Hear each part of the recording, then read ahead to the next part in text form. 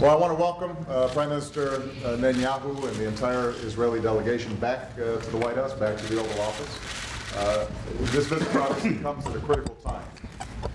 We are seeing incredible changes that are taking place in the Middle East and in North Africa.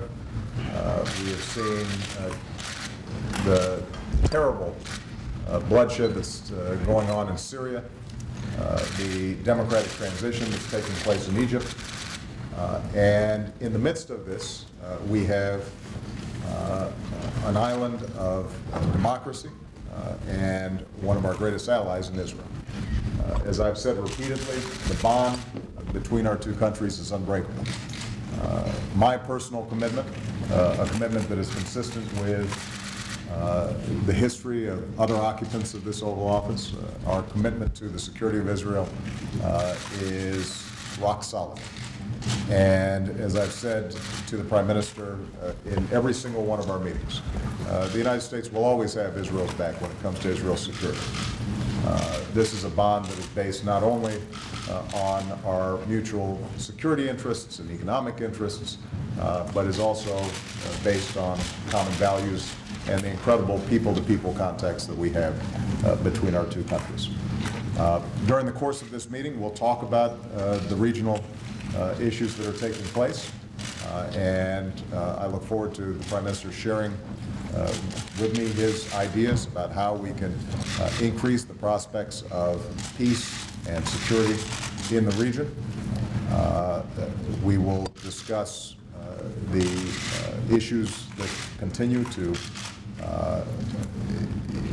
be a focus of not only our foreign policy, but also the Prime Minister's, how we can potentially bring about a calmer set of discussions between the Israelis and the Palestinians and arrive at a peaceful resolution to that long-standing conflict. It is a very difficult thing to do in light of the context right now, but I know that the Prime Minister remains committed to trying to achieve that. And obviously, a large topic of conversation will be Iran, which I devoted a lot of time to in my speech to AIPAC yesterday, and I know that the Prime Minister has been focused on for a long period of time. Let me just reiterate a couple of points on that. Number one, we all know that it's unacceptable from Israel's perspective to have a country with a nuclear weapon that has called for the destruction of Israel. But as I emphasized yesterday, it is profoundly in the United States' interest as well to prevent Iran from obtaining a nuclear weapon. We do not want to see a nuclear arms race in one of the most volatile regions in the world. We do not want the possibility of a nuclear weapon falling into the hands of terrorists. And we do not want a regime that has been a state sponsor of terrorism being able to feel that it can act even more aggressively or with impunity as a consequence of its nuclear power. That's why we have worked so diligently to set up the most crippling sanctions ever with respect to Iran. We do believe that there is still a window that allows for a diplomatic resolution to this issue, but ultimately the Iranian regime has to make a decision to move in that direction, a decision that they have not made thus far. And as I emphasized, even as we will continue on the diplomatic front, we will continue to tighten pressure when it comes to sanctions. I reserve all options. And my policy here is not going to be one of containment. My policy is prevention of Iran obtaining nuclear weapons. And as I indicated yesterday in my speech, when I say all options are at the table, I mean it. Having said that, I know that both the Prime Minister and I prefer to resolve this diplomatically. We understand the costs of any military action. And I want to assure both the American people and the Israeli people that we are in constant and close consultation.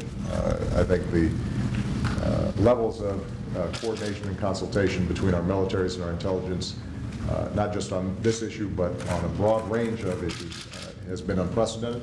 And I intend to make sure that that continues during what will be a series of difficult months, I suspect, in 2012. So, Prime Minister, we welcome you, and we appreciate very much the friendship of the Israeli people. You can count on that friendship always being reciprocated from the United States. Thank you. Thank you. Well, Mr. President, thank you for those kind words. And thank you, too, for that strong speech yesterday. And I want to thank you also for the warm hospitality that you've shown me and my delegation. The alliance between our two countries is deeply appreciated by me and by everyone in Israel. And I think that, as you said, when Americans look around the Middle East today, they see one reliable, stable, faithful ally of the United States, and that's the democracy of Israel. Americans know that Israel and the United States share common values, that we defend common interests, that we face common enemies. Iran's leaders know that too. You know, for them, you're the great Satan, we're the little Satan. For them, we are you and you are us. And you know something, Mr. President? At least on this last point, I think they're right. We are you and you are us. We're together. So if there's one thing that stands out clearly in the Middle East today, it's that Israel and America stand together. I think that above and beyond that are two principles, long-standing principles of American policy that you reiterated yesterday in your speech, that Israel must have the ability always to defend itself by itself against any threat, and that when it comes to Israel's security, Israel has the right, the sovereign right to make its own decisions. I believe that's why you appreciate, Mr. President, that Israel must reserve the right to defend itself. And after all, that's the very purpose of the Jewish state, to restore to the Jewish people control over our destiny. And that's why my supreme responsibility as Prime Minister of Israel is to ensure that Israel remains the master of its fate. So I thank you very much, Mr. President, for your friendship, and I look forward to our discussions. Thank you, Mr. President.